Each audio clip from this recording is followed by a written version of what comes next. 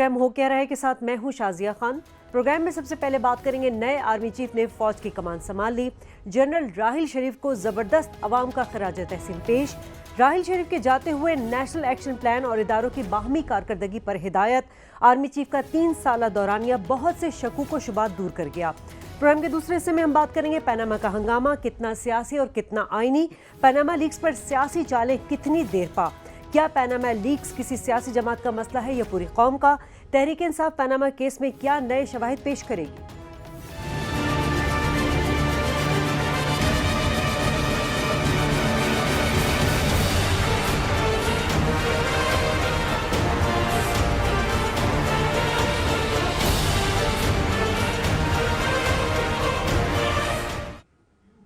ناظرین، پاک فوج کی کمان اب نئے army chief general Qamar Javed Bajwa کے ہاتھوں میں ہے اور جنرل راحیل شریف کا سنہرا دور کا اختتام آج ہوا اور عوام نے زبردست خراج تحسین پیش کیا۔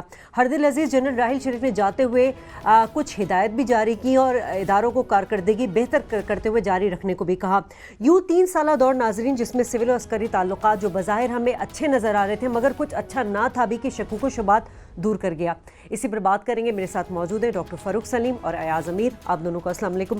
ایاز صاحب، چینج آف کمانڈ کی آج تقریب ہوئی ہے اور جو انفارمل اسٹیٹمنٹ جو ہم نے نظر آیا نئے آرمی چیف کا، کیسے لیگیسی کو لے کے چلیں گے؟ دیکھیں، مجھے ایک تھوڑا سا پس منظر بیان کرنے دیں۔ جی، پاکستان کی تاریخ میں بہت سارے آرمی چیفز آئے ہیں، لیکن وہ کوئی ان کا آنا اور ان کا جانا، کبھی انہوں نے اقتدار پہ قبضہ کر لیا وہ اور بات ہے، اور کبھی کوئی ایکسٹراڈنری چیز نہیں ہوئی۔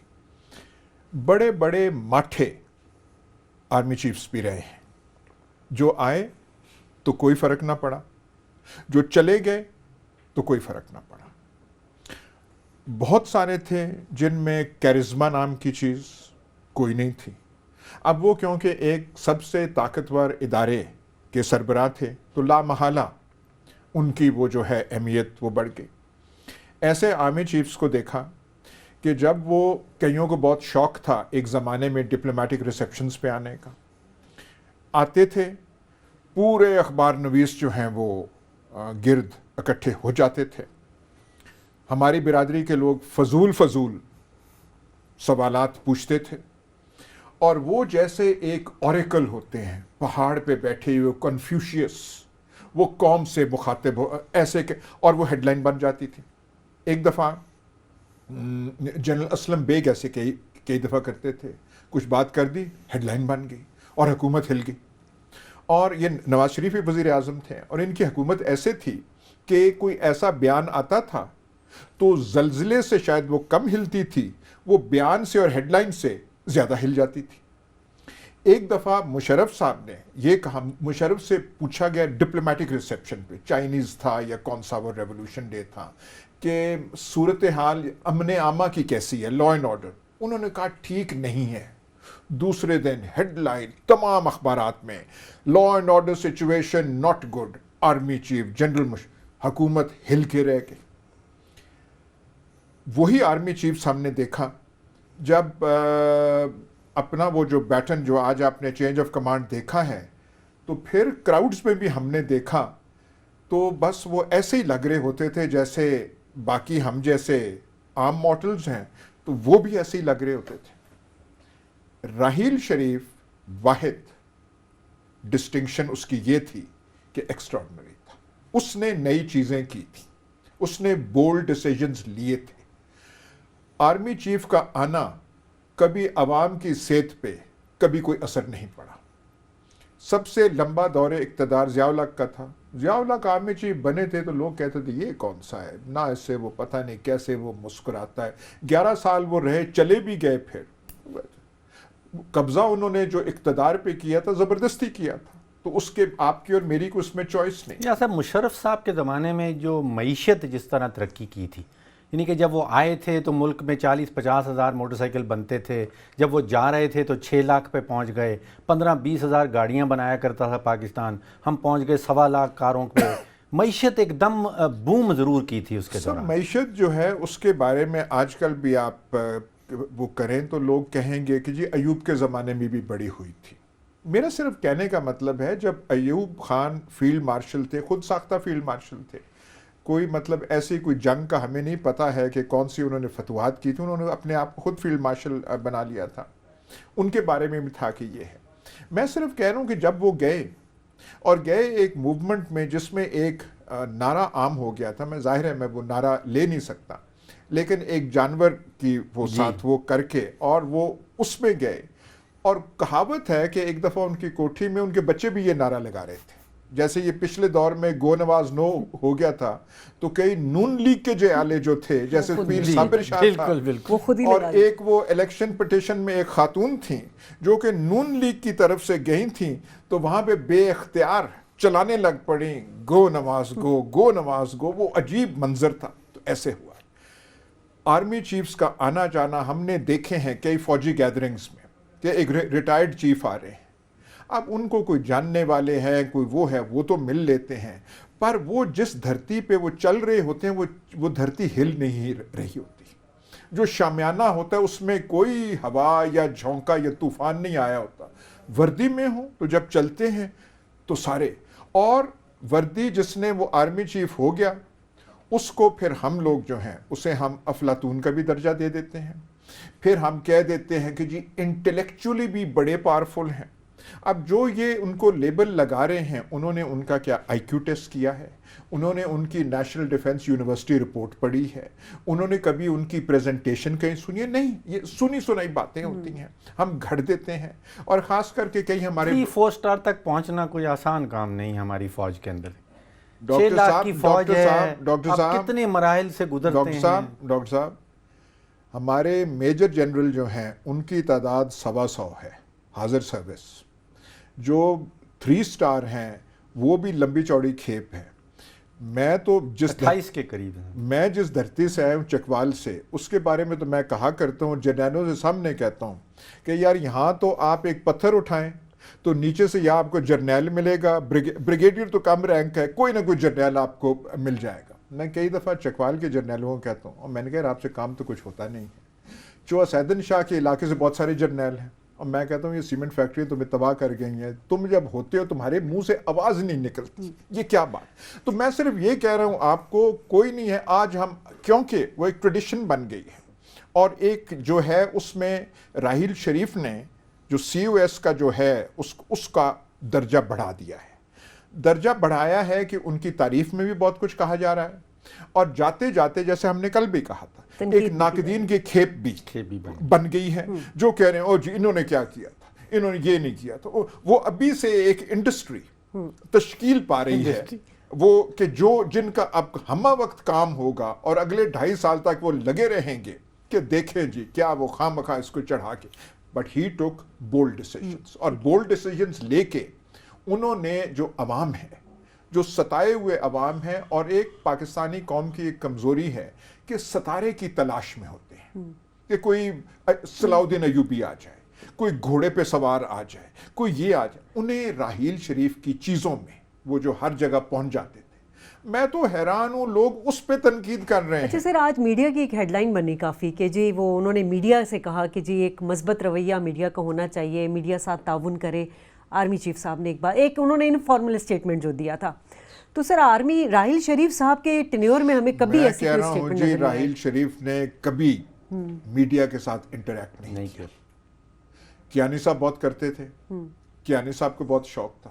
مجھے تو یہ آج تھوڑا خطرہ لگ رہا ہے جو آج پہلے دن ہی جنرل باجوہ نے کہا کہ میڈیا کو یہ ہونا چاہیے, میڈیا کو یہ ہونا چاہیے. جو میڈیا کی مجھے سپورٹ بھی چاہیے ہوگی.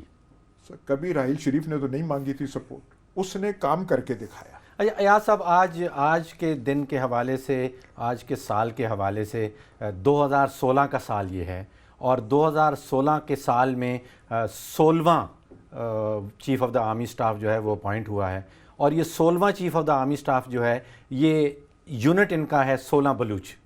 تو یہ 16 جو ہیں یہ لگ رہا ہے کچھ ان کے لیے لکی نمبر ہے. ایاز صاحب آج مجھے موقع ملا تقریب دیکھنے کا, نہایت ہی پروقار ٹائپ کی وہ تقریب ہمیشہ ہر 3 سال بعد جو ہوتی ہے, لاسٹ 3 سال. جی ڈاکٹر صاحب اس کو ہم کنٹینیو کریں گے, چینج آف کمانڈ کی تقریب ڈاکٹر صاحب نے خود دیکھی ہے, اس پہ بات کریں گے اس بریک کے بعد. ہمارے ساتھ رہیے گا.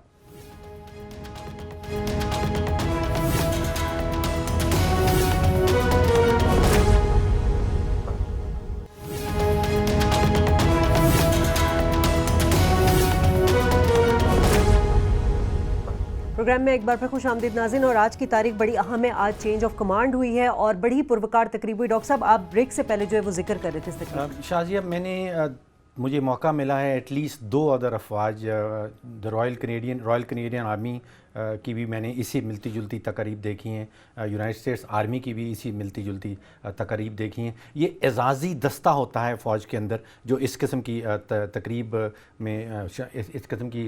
میں شامل ہوتا ہے. جو واضح طور پہ مجھے برتری نظر آئی پاک فوج کے اس اعزازی دستے کے اندر، ایک تو وہ نظم و ضبط کا، ڈسپلن کا جو مظاہرہ ہے وہ رائل کینیڈین میں تو بہت ہی کم نظر آتا ہے. امریکن فوج میں بھی وہ ان کے اعزازی دستوں میں وہ نظم و ضبط کا مظاہرہ نظر نہیں آتا جو مجھے آج ان میں نظر آیا. اور ٹائمنگ کے حوالے سے جو پرفیکشن ہے نا، کہ آپ کا قدم کتنا لمبا اٹھنا ہے، کس وقت اٹھنا ہے، آپ کا ہاتھ کتنا اونچا جانا ہے اور کس وقت جانا ہے، اور ساروں میں جو ردم ہے. اب پریڈ کے اندر بیسیکلی 4 سمتیں ہیں، 4 موومنٹس ہوتی ہیں. یا تو ایڈوانس کرتے ہیں، آپ سیدھا آگے بڑھ رہے ہوتے ہیں، یا ریٹائر ہوتا ہے کہ آگے بڑھنے کا اپوزٹ، یا اپنے بائیں مڑنا ہے یا اپنے دائیں مڑنا ہے. یہ سٹینڈرڈ 4 سمتیں ہیں. ہمارے اعزازی دستے میں نے دیکھا ہے وہ سرکولر موومنٹ جو ہے، گولائی والی جو موومنٹ کرتے ہیں، وہ نہایت ہی مشکل ہے، کیونکہ جو سب سے اندر سپاہی کھڑا ہے اس کا سب سے چھوٹا قدم اٹھنا ہے، جو اس سے آگے کھڑا ہے اس کا قدم اس سے بڑا ہونا چاہیے، جو آخر میں ہے اس کا سب سے بڑا قدم. یہ جو گولائی والی موومنٹ ہے، یہ بڑے کم افواج میں آپ کو اس قسم کی چیز نظر آتی ہے. اب یہ جو پریڈز ہیں یہ پرائمریلی ایک علامتی، ایک رسمی چیز بن گئی ہے. اس کا فوجی ضرورت کوئی نہیں ہے.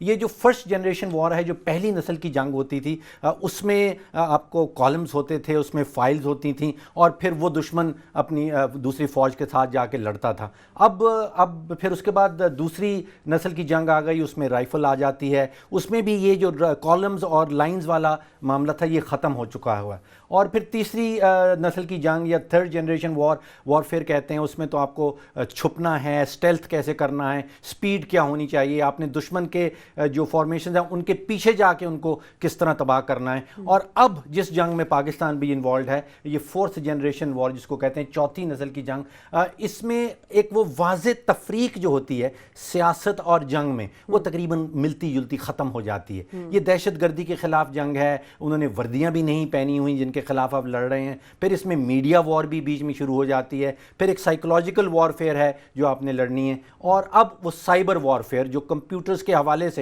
لڑائی لڑی جا رہی ہے. اس میں India Pakistan already cyber warfare کے اوپر لڑائی لڑ رہے ہیں. وہ کبھی ہماری گورنمنٹ ویب سائٹس جو ہیں ان کو بند کر دیتے ہیں، پھر ہماری طرف سے کوئی اٹیک ہوتا ہے. اسی طرح بہت مشہور امریکہ نے ایک اٹیک کیا تھا ایران کے نیوکلیئر ری ایکٹر کے اوپر، جہاں پہ انہوں نے ایک وائرس چھوڑ دی تھی، اور اس وجہ سے وہ 2 سال ان کا سارا پروگرام جو ہے وہ ڈیلے ہو گیا تھا.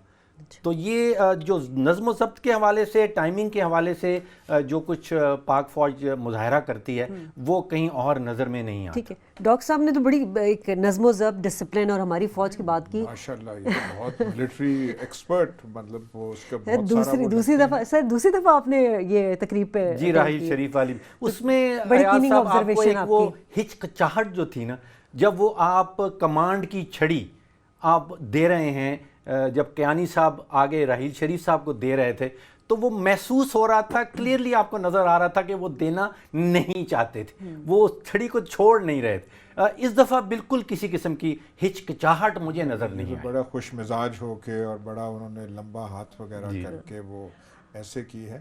اور یہ جو انہوں نے کہا ہے کہ اتنا ہماری برتری ہے اور یہ ہے، میں ڈاکٹر صاحب سے درخواست کروں گا کہ ذرا مظاہرہ کر لیں اور تھوڑا یوٹیوب پہ دیکھ لیں، چائنیز ملٹری پریڈ دیکھ لیں، خاص کر کے جو ریولوشن ڈے پریڈ ہوتی ہے، چینج آف دا گارڈ جو کرملن کی ہیں وہ دیکھ لیں، اور برٹش رائل مرینز کی دیکھ لیں، تو شاید اپنے ویوز میں یہ تھوڑی سی تبدیلی لے آئیں. ہم نے جو مارچنگ جو جہاں سے لی ہے ہماری انگریز فوج کا ہے. انگریز فوج بھی ایسے کرتی ہے اور ہندوستان پاکستان میں بھی ایسی ہے. یہ جس چیز کی بات کر رہے ہیں بازو ہلانا وغیرہ، ہماری مارچنگ میں ایک یہ کمزوری ہے کہ بازو ہم زیادہ ہلا دیتے ہیں. اور آپ دیکھیں اکثر جو کرتے ہیں وہ اپنی شولڈر سے، حالانکہ کرنا چاہیے، جب کرنا ہے تو آپ نے شولڈر تک لے. آپ فوٹوز کا بھی دیکھیں وہ شولڈر سے اوپر گیا ہوتا ہے. شولڈرز کو آپ زیادہ ہلائیں تو جو باڈی کا بیلنس ہے وہ ٹھیک نہیں رہتا. جو سب سے اچھی ڈاکٹر صاحب جو مارچ پاسٹ ہیں وہ ہیں جس میں ٹانگوں کا استعمال زیادہ ہوتا ہے. جو جرمن آرمی کی ویئرماخت کی گوز اسٹیپ تھی وہ ایسٹ جرمن آرمی میں بھی تھی. اور جب چائنیز جو مارچ کرتے ہیں ریولوشن ڈے پہ جب وہ ڈیس کے پاس آتے ہیں تو پھر جو وہ گوز اسٹیپ کرتے ہیں وہ آپ دیکھیں ایک تو فزیکلی بہت مشکل ہے اور وہ چیز ہے. بہرحال ان کا اپنا وہ مستند وہ رائے ہے لیکن وہ ہوتی ہے مطلب لائک آپ کی جو باڈی موومنٹ آرمی میں تو بہرحال ایک ٹریننگ ہوتی ہے ایک پراپر طریقے سے, لیکن کیا نہیں ہماری جو ہم نے جو انہیریٹ کی ہے انگریزوں سے کی ہے. ٹھیک ہے, ہماری مارچ پاسٹ انگریزی ہے, انگریزوں کی ہے. انگریزوں کا ہے یہ شولڈرز کو بہت وہ ہلاتے شلاتے ہیں, اس سے وہ جو باڈی آپ جو بھی فزیکل آپ کام کرتے ہیں زیادہ خوبصورتی ٹانگوں سے آتی ہے. بیلے ہو, جمناسٹکس ہو, سارا کچھ ہو, اس کو آپ زیادہ کریں گے نہیں ہے. بہرحال وہ ابھی تک ہم اس سٹیج پہ نہیں پہنچے. اور ایک اور چیز ہے ہماری جو اس میں فوج میں کمزوری ہے, ہماری جو مارشل ٹیونز ہیں, مارچنگ ٹیونز ہیں وہ بہت ہی محدود ہیں. ایک دو ہیں جس کے اوپر جاتے ہیں اور آرمیز میں تو بہت اعلیٰ قسم کی ٹیونز ہیں لیکن سر اب I S P R songs بھی بڑا ریلیز کر رہا ہے آج کل. سانگز بہت یہ اچھے ریلیز یہ جو اس کی ٹیررزم جنگ کے جو بیچ میں جو سانگز آئے ہیں اور جو آپ دیکھتے ہیں آئی ایس پی آر کی مہارت اس شعبے میں بہت زیادہ بڑھ گئی ہے. آئی ایس پی آر خود جو ہے بہت بڑھ گیا ہے. پہلے تو ایک زمانے میں تو ایک کرنل صاحب ہیڈ کرتے تھے, پھر ایک بریگیڈیئر صاحب کرتے تھے, پھر میجر جنرل آئے. تو یہ تو ماشاءاللہ میرا خیال پہلے لیفٹیننٹ جنرل ہیں جن کو دوران I S P R promotion مل گئی. یہ ایسے مجھے جو امپریسو تھی موومنٹ, یہ اسٹریٹ موومنٹ جو ہیں جن کا ذکر آپ نے کیا, جو چائنا میں بھی ہوتی ہیں, رشیا میں بھی ہوتی ہیں, یہ جو گولائی والی سرکولر موومنٹس ہیں یہ میرے حساب سے بڑا مشکل کام ہے. اسٹریٹ لائنز تو بڑا آسان ہو جاتا ہے. یہاں پہ پھر وہ جو لنگز کی طاقت ہے جو آپ کے کمانڈر ہیں, یہاں پہ میجر حارث اسلم صاحب میرے خیال میں وہ کمانڈ کر رہے تھے اس دستے کو, اس اعزازی دستے کو. پھر جو بینڈ تھا, اچھا ٹائمنگ ہر چیز کو 5 منٹ دیر نہیں لگتی ہے. جب آپ راحیل شریف صاحب کو معائنہ کروانے لے جاتے ہیں تو اس وقت بھی 5 منٹ لگے. وہ 11:25 سے شروع ہوتا ہے, 11:30 پہ وہ ٹک ختم ہو جاتا ہے. بینڈ کی پرفارمنس ہے. ایک چیز میں نے نئی چیز اس دفعہ دیکھی ایاز صاحب کہ وہ 5 جھنڈے تھے وہاں پہ. ایک جھنڈا پاکستان آرمی کا تھا, دوسرا جھنڈا جو تھا وہ ایف ایف کا تھا, فرنٹیئر فورس کا, کہ وہ ریپرزینٹ کر رہا ہے کیونکہ راحیل شریف صاحب ایف ایف سے تھے. اور پھر وہ بلوچ ریجمنٹ کا تھا کیونکہ جو چیف بنے ہیں وہ بلوچ ریجمنٹ کے تھے. پھر جی ایچ کیو کا جھنڈا تھا اور پھر پاکستان کا جھنڈا تھا. اب یہ 5 جھنڈے اکٹھے کھڑے ہوئے جا رہے ہوتے ہیں, لیکن جیسے ہی وہ سلامی کے چبوترے کے سامنے پہنچتے ہیں تو 4 جو ہیں وہ نیچے سرنگو ہو جاتے ہیں, اس کو وہ عادی, اور پاکستان کا جھنڈا کھڑا رہتا ہے اور وہ آگے چلے جاتے ہیں.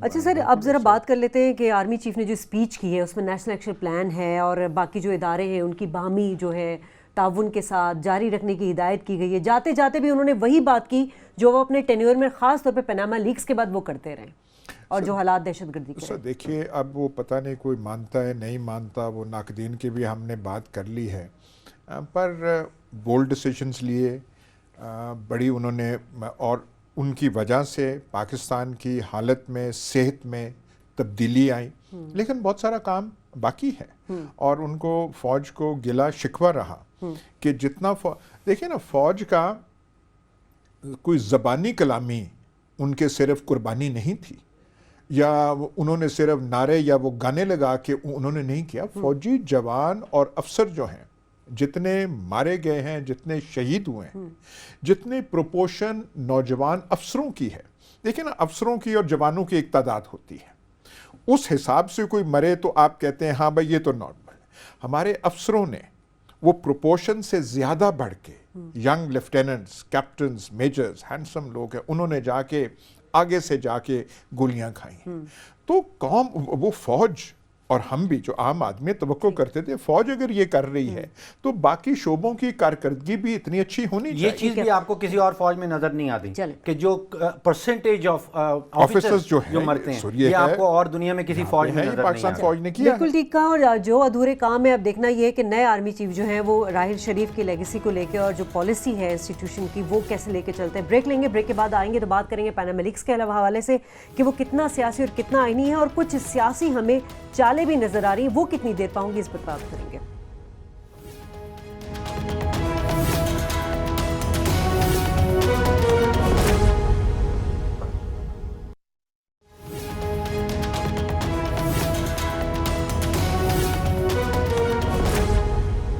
پروگرام میں ایک بار پھر خوش آمدید ناظرین. اور پیناما لیکس کے حوالے سے ہم نے دیکھا ہے کہ یہ بازگشت جو ہے دھرنوں, احتجاجوں, جلسوں سے ہوتی ہوئی اب ملک کے سب سے بڑے آئینی اور قانونی ادارے سپریم کورٹ تک جا پہنچی ہے.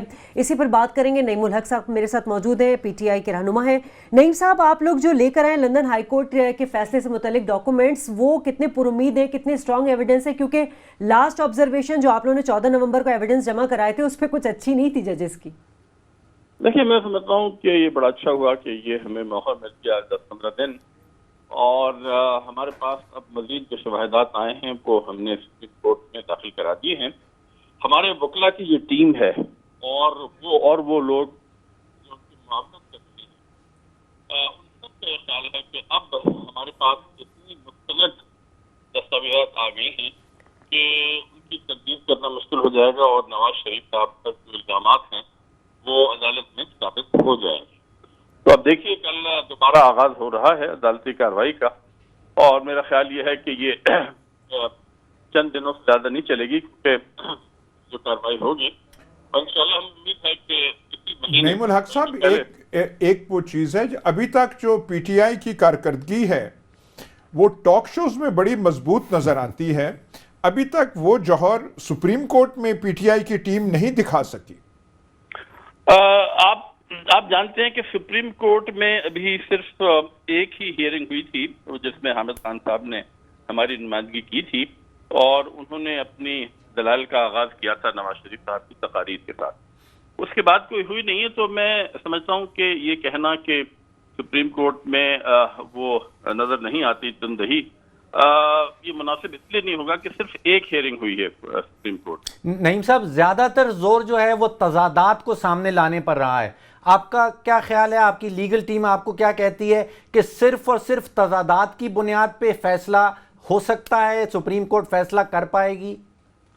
اب جو مزید جو ہمارے پاس دستاویزات آئی ہیں جن کا تعلق منی ٹریل سے ہے, اور نواز شریف صاحب کی خود ان کی جانب سے جو بیانات یا ہمارے جو پٹیشن کے جو جوابات داخل کیے گئے ہیں, اس کی روشنی میں اور ان کاغذات کی روشنی میں جو ہمیں ملے ہیں, جو ان کی کمپنیز کے حوالے سے ہیں, جو ان کی کمپنیز کے جو مالی جو معاملات ہیں اس حوالے سے ہیں, بہت واقعی اتنا بڑا تضاد نظر آ رہا ہے کہ یہ بات اب صاف نظر آ رہی ہے کہ نواز شریف صاحب نے قوم سے خطاب کرتے ہوئے قومی اسمبلی میں غلط بیانی سے کام لیا, جھوٹ بولا, اور اس کی جو بھی بیک گراؤنڈ ہے آپ مجھ سے بہتر جانتے ہیں, ان کے والد صاحب کے جو معاملات تھے دبئی یا جدہ میں, اور تب اس کی روشنی میں میرا خیال ہے 62 کی گرفت میں آ جائیں گے.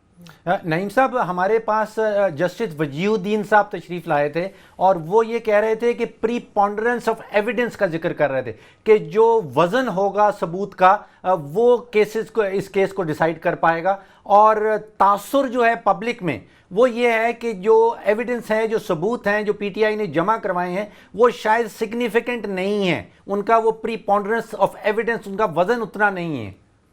اس تاثر کی بنیاد میں سمجھتا ہوں وہ 14 دن پرانی ہے, مگر ان 14 دنوں میں اور خاص طور پہ کل اور آج جو ہم نے ڈاکومنٹ جمع کرائے ہیں اس کی روشنی میں انشاءاللہ جب یہ تمام حقائق سامنے آئیں گے تو میں سمجھتا ہوں کہ یہ رائے جس کی طرف آپ اشارہ کر رہے ہیں یہ رائے بدل سکتی ہے اور بدل جائے گی.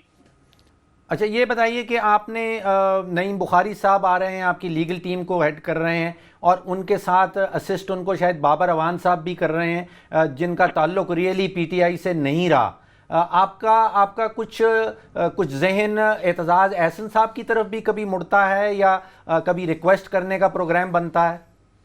اعتزاز احسن صاحب اور بابر روان صاحب باقاعدہ طور پر نعیم بخاری صاحب کی معاونت نہیں کر رہے، مگر ہماری ان سے مشاورت ہوئی تھی، اور بابر روان صاحب کیونکہ ایک دو ہمارے اور کیسز ہینڈل کر رہے ہیں تو ان سے بھی باقاعدہ طور پر اس حوالے سے گفتگو رہتی ہے، مگر وہ براہ راست نعیم بخاری صاحب کے ساتھ ملوث نہیں ہیں، ان کے ساتھ اور ہماری جو وکلا ہیں ان کی ٹیم ہے، اور ابھی میں نعیم بخاری صاحب بھی سے ایک میٹنگ سے نکلا ہوں، انہوں نے میں سمجھتا ہوں بڑی زبردست تیاری کی ہوئی ہے، اور انشاءاللہ جو کل جو کیس وہ پریزنٹ کریں گے عدالت میں 3-4 گھنٹے کم از کم بولیں گے میرا خیال ہے جی وہ اس پہ جو حقائق سامنے آئیں گے اس سے میں سمجھتا ہوں کہ ایک جو عام رائے ہے اس میں بہت فرق آئے گا، جس کی طرف آپ نے ابھی بات کی۔ ٹھیک ہے نعیم الحق صاحب، آپ نے وقت دیا، بہت شکریہ۔ ایاز صاحب بڑے پر امید لگ رہے ہیں، مطلب کانفیڈنٹ تو ہمیشہ سے رہے ہیں لوگ، 14 نومبر کو بھی ہم نے کانفیڈنٹ دیکھا، مگر اب جو شواہد لے کر آج عمران خان کا بھی اخبار میں اسٹیٹمنٹ ہے۔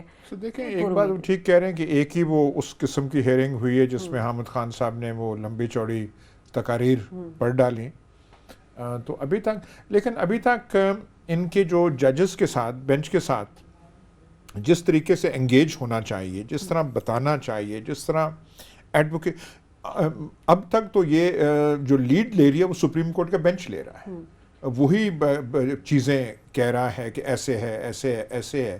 ابھی تک وکلا جو ہیں اس میں کمزور رہے ہیں، ان کو تو پہلے دن سے ایک لیڈ ایشوز ڈیفائن کرنے چاہیے تھے، جیسے کل ہمیں جسٹس صاحب وجیہ الدین بتا رہے تھے کہ یہ فوجداری کیس نہیں ہے، یہ فلانا ہے ڈمکانا ہے، تو یہ چیزیں جو بیسک پیرامیٹرز ہیں، بنیادی جو نکات ہیں، جو آؤٹ لائن ہے، وہ ان کو بیان کر دینی چاہیے تھے، ابھی تک نہیں۔ آپ دیکھتے ہیں کل کون سے کمالات اور جوہر جو ہیں نعیم بخاری جو ہیں وہ دکھاتے ہیں۔ یہ قسطوں میں آ رہے ہیں شازیہ، قسطوں میں شواہد آ رہے ہیں، پہلے کہتے ہیں کہ ہم لندن سے کچھ اور لے کے آئیں گے، مطلب پریپریشن ہے آپ کے پاس، ایک مفاد آپ اختیار کر لیں، ایک آپ نے ڈائریکشن۔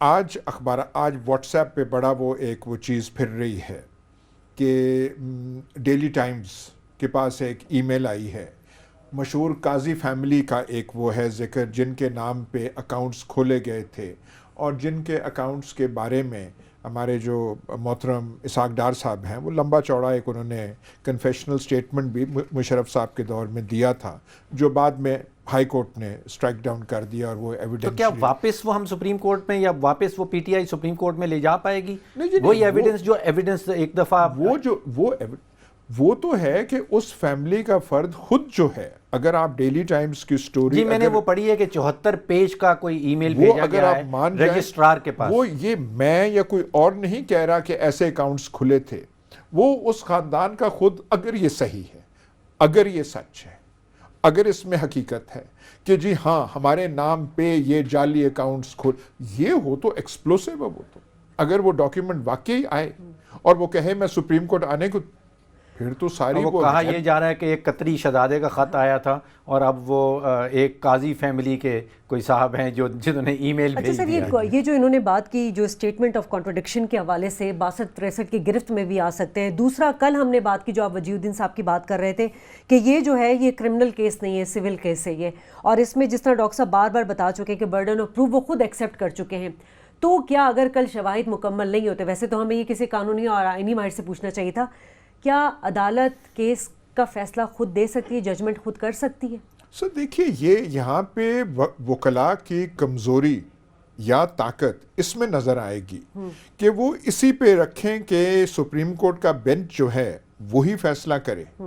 جیسے کل جسٹس وجیہ الدین صاحب نے کہہ دیا تھا کہ اگر کوئی کمیشن بنا دیا گیا تو پھر آپ بھول جائیں، پھر وہ ایک حمود الرحمان کمیشن ہوگا، شواہد اس کے ہوں گے، اور یہ میرا خیال ہے جنرل قمر باجوہ کی ٹرم بھی پوری ہو جائے گی، اگلے الیکشن بھی ہو جائیں گے، الیکشن پٹیشنز بھی آ جائیں گی، اور کمیشن کی فائنڈنگز، ایبٹ آباد کمیشن دیکھ لیجئے، O B L commission, Osama bin Laden commission دیکھ لیجئے، Hamid Mir commission, Saleem Shahzad commission, Model Town commission, 14 بندے مرے لیکن کمیشن کا کوئی کچھ نہ کرنا ہو تو کمیٹی اور کمیشن ہی کافی ہوتا ہے۔ بہرحال کل ہیئرنگ ہے، دیکھیں گے کیا ہوتا ہے، لیکن پیناما کیس کے حوالے سے سیاسی معاملات پر بھی نظر ڈالتے ہیں کہ کچھ جو پولیٹیکل پارٹیز ہیں وہ کچھ سیاسی چالیں چل رہی ہیں، کتنی دیر پاؤں گی اس پر بات کریں گے اس بریک کے بعد۔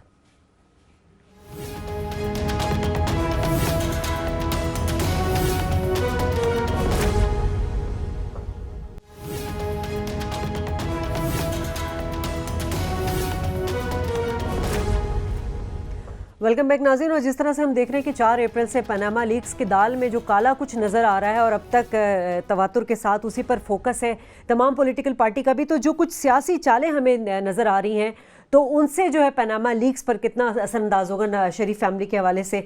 पाकिस्तान पीपल्स पार्टी के रहनुमा हमारे साथ नवीद कमर साहब मौजूद हैं। नवीद साहब, हमने देखा कि जो पाकिस्तान इंक्वायरी कमीशन बिल था वो भी नामंजूर हुआ। आपने कहा कि खतरा है हुकूमत को, क्या खतरा है? क्या 24वीं अमेंडमेंट सिर्फ इसलिए की जा रही है कि पनामा लीक्स पर कोई उनके खिलाफ कोई फैसला आने वाला है? हमें अंदेशा ये था कि क्योंकि टाइमिंग इस पूरी चीज की इस तरह से थी कि जब सुप्रीम कोर्ट ने उनको लिखा कि जी आप कोई कमीशन का कोई नया कानून लाएं, ये तो 56 का कानून जो है उससे तो कोई भी पावर नहीं मिलता कोर्ट को, और जब TORs बनाने के लिए बैठे ऑपोजिशन के साथ, ऑपोजिशन ने अपना बिल दिया जो कि उनको बिल्कुल ही एक्सेप्टेबल नहीं था, तो वो ये चीज लेके आए हैं जो कि पुराना जो बिल था 56 का उसका एक रीहैश करके वो लाए हैं। उसमें कोई भी एडिशनल पावर्स नहीं दिए हैं कमीशन को, ना ही उसमें कोई गारंटी है कि वो इसकी रिपोर्ट पब्लिश होगी वगैरह। नवीद साहब, ये फरमाइए कि 24वीं अमेंडमेंट तरमीम करना चाह रही है हुकूमत, क्या पीपल्स पार्टी जब वोट होगा उनका साथ देगी? देखिए, 24वीं अमेंडमेंट का जो बेसिक इशू है कि right of appeal suo motu के खिलाफ होना चाहिए, वो तो ऐसी चीज है कि पीपल्स पार्टी पिछले 3 सालों से, बल्कि उससे भी पहले, लेकिन 3 सालों से एक बिल की सूरत में बार बार गवर्नमेंट को प्रेस करती रही। गवर्नमेंट ने उस चीज को उस वक्त एक्सेप्ट नहीं किया। अब और उनका यही था कि जी ये कॉन्स्टिट्यूशनल अमेंडमेंट के थ्रू ही हो सकता है। लेकिन शाह साहब उसका माजी में उसकी, शाह साहब मैं वो कता कलामी माफ, माजी में 24 अगर ऐसा कोई कानून आता उसकी नौयत और थी।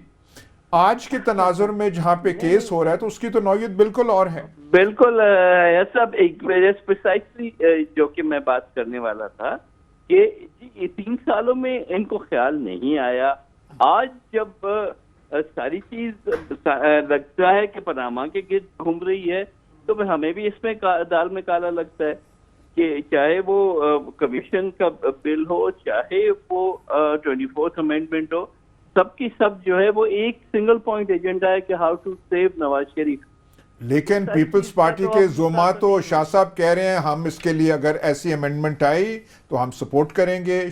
खुर्शीद शाह साहब कह रहे हैं। नहीं, किसी ने भी नहीं कहा। आई एम सॉरी, ये कहीं उनको कहीं मिसकोट किया होगा। ये पार्टी आप पार्टी का मौकफ बयान कर दीजिए नवीद साहब। ये बिल्कुल फाइनल डिसीजन है कि जब तक के पनामा का इश्यू सेटल नहीं होता और तब तक इस अमेंडमेंट को पीपल्स पार्टी सपोर्ट नहीं करेगी। देयरफॉर गवर्नमेंट के पास वो 2/3 मेजॉरिटी नहीं होगी जिससे ये अमेंडमेंट पास करा। नवीद साहब, नवी बरसी आ रही है शहीद बेनज़ीर भुट्टो की 27 दिसंबर को। जरदारी साहब लगता है कि वापस आएंगे, अटेंड करेंगे उसके? जरदारी साहब ने कहा है कि मैं कुछ हफ्तों में वापस आऊंगा। स्पेसिफिक डेट पॉसिबिलिटी ये है कि कल हमारी जो यौम तासीस है उसमें अनाउंस करें, पॉसिबल है कि उसमें ना भी अनाउंस करें। ये ज्यादा मीडिया की स्पेकुलेशन है। पार्टी का कोई स्पेसिफिक डेट्स अभी देने का कोई प्रोग्राम नहीं हुआ। नवीद साहब, एक तासुर है अवाम के अंदर कि पीपल्स पार्टी शायद 2 कश्तियों में सवार है। एक कश्ती तो वो है जो कोशिश करती है कि आला तरीन क़यादत के ज़ाती मफादात को किसी तरह से तहफ़्फ़ुज़ फराहम किया जाए, और दूसरी कश्ती वो है स्पेशली पंजाब के हवाले से कि सियासी तौर पर PMLN का किस तरह जवाब दिया जाए। नहीं मेरे भाई, मेरा ख्याल है कि फॉर्चुनेटली हमें ये बार बार अक्यूज किया गया है। आई गेस लोगों को ये सूट करता है ये बात कहने में। पीपल्स पार्टी को इस दौर में जितना विक्टिमाइज किया गया है, अब आप कोई भी केसेस देख लें, डॉक्टर आसम का देख लें, कादर पटेल का देख लें, इवन खुद जरदारी साहब के देख लें, कहाँ पे कौन सा रिलीफ इस गवर्नमेंट ने दिया है कि हमें वो उनको बचाने के लिए सॉफ्ट होना चाहिए। अच्छा नवीद साहब, एक दोबारा 24वीं अमेंडमेंट के लिए पीपल्स पार्टी असेंबली में उसके साथ वोट नहीं देगी जब तक पैनामा केस जो है वो अदालतों में चल रहा है, क्या ये दुरुस्त है?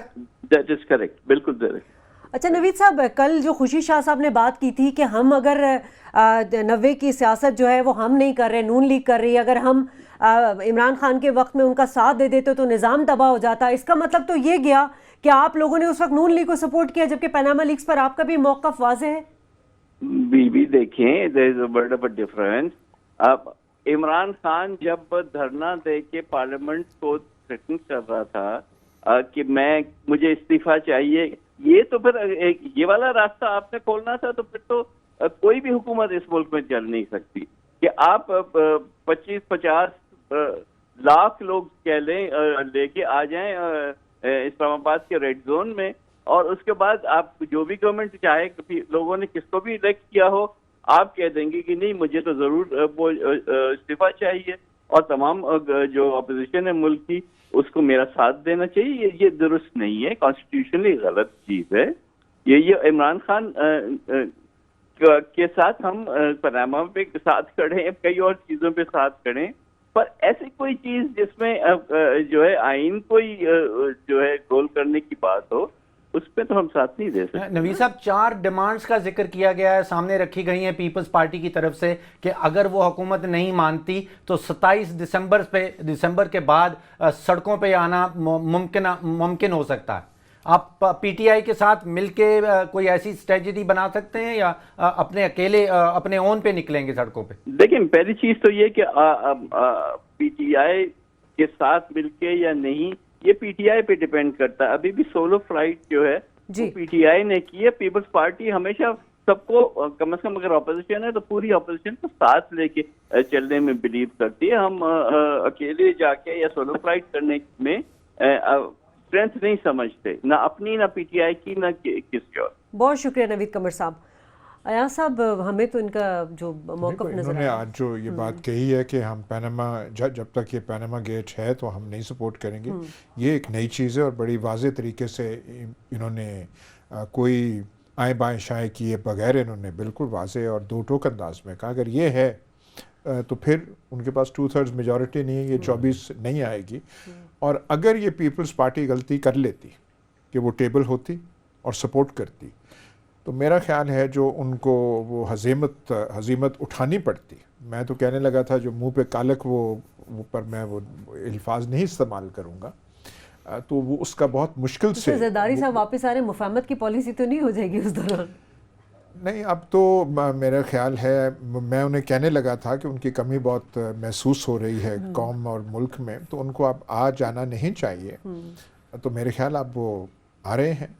हालांकि जो आखिरी हफ्ते थे जनरल राहिल शरीफ के, मेरा ख्याल कुछ ऐसा होना नहीं था, तब आ जाते ज़्यादा बेहतर। और कायरा साहब ने कहा है कि जरदारी साहब का पाकिस्तान लौटना, उसको आप लिंक ना करें किसी चीफ के रिटायर होने से या नए चीफ के आने से। लेकिन जब वो आज की वो तकरीब के बाद आ रहे हैं तो चाहे कोई चाहेगा या नहीं चाहेगा लिंक करने का, वो लिंक किया जाएगा कि वो गया तो ये आ गए हैं। हमारे वो माशरे में हम वो फप्ती कस देते हैं, और फप्ती का फिर जवाब जो है आप किसी दलील या किसी और चीज़ से आप कर नहीं सकते कि ओ गया तो ए आ गए। तो वो अब अगर वो लाहौर में ये नारा एक लग जाए तो फिर उसका वो तोड़ जो है। पंजाब के हवाले से पीपल्स पार्टी समझती है कि जब तक वहाँ पे सीटें नहीं जीत पाएगी, स्पेशली वो जो खित्ता है जो मुल्तान से शुरू होता है और पिंडी तक आता है या मुल्तान से नीचे रहीम यार खान तक जाता है, वहाँ से सीटें जीतना बहुत ज़रूरी है। उनका बड़ा मुश्किल है, जो ज़मीनी हक़ाइक़ हैं बड़ा मुश्किल है। एक वो बड़ी जो अहम चीज़ है जो हमने वो प्रोग्राम में नहीं हुई थी, लेकिन प्रोग्राम के दौरान जब ब्रेक में हम बात नईमुल हक से कर रहे थे, और नईमुल हक साहब ने कहा कि पीटीआई जो है उसको बहुत काम करना है और हम तैयारी करेंगे, हम इलेक्शन, ये जो है ये बड़ी उसकी जो है एक कलीदी और मुस्बत सोच है पीटीआई की कि हमने पैनामा गेट के जो भी फैसला हो हमने उसमें जाके तैयारी सेंसस के बगैर आप सब कैसे इलेक्शन करवाएंगे? ہمیں پتہ ہی نہیں ہے کہ کتنے لوگ کس گاؤں میں رہتے ہیں، کتنے لوگ شہروں میں رہتے ہیں۔ ابھی تو سر سارا فوکس جو ہے وہ تو پاناما لیکس کے اوپر ہی ہے، کل ہیئرنگ بھی ہو رہی ہے، لیکن ایک بات جاتے جاتے میں کہوں گی کہ اگر کرپشن پر یا جو ٹیکس چوری ہے اس پر کوئی پہلے ہماری تمام سیاسی جماعتیں بیٹھ کے اتفاق رائے کے ساتھ کوئی معاملات نکال لیتی، کوئی سلوشن نکال لیتی، تو آج پاناما لیکس پر سیاسی چالیں نہ چلی جا رہی ہوتی۔ ڈاکٹر فاروق سلیم، ایاز امیر، شازیہ خان کو اجازت دیجیے، اللہ نے کے بعد۔